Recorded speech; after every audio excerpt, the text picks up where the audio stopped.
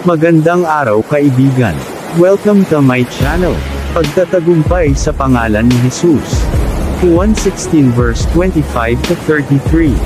Ang mga ito'y sinabi ko sa inyo ng patalinghaga. Subalit darating ang panahong hindi na ako magsasalita sa inyo sa ganitong paraan.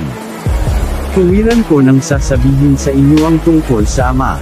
Sa araw na iyon ay hihingi kayo sa Kanya sa aking pangalan, at hindi ko sinasabing ako mismo ang hihiling sa Ama para sa inyo. Mahal kayo ng Ama sapagkat ako'y minahal ninyo at naniwala kayo na ako'y nagmula sa Diyos. Ako nga'y nanggaling sa Ama at naparito sa sanlibutan. Ngayon'y aalis na ako sa sanlibutan at babalik na sa Ama. Sinabi ng kanyang mga alagad, ngayon ko'y tuwiran na ang inyong pangungusap sa amin at hindi na patalinghaga.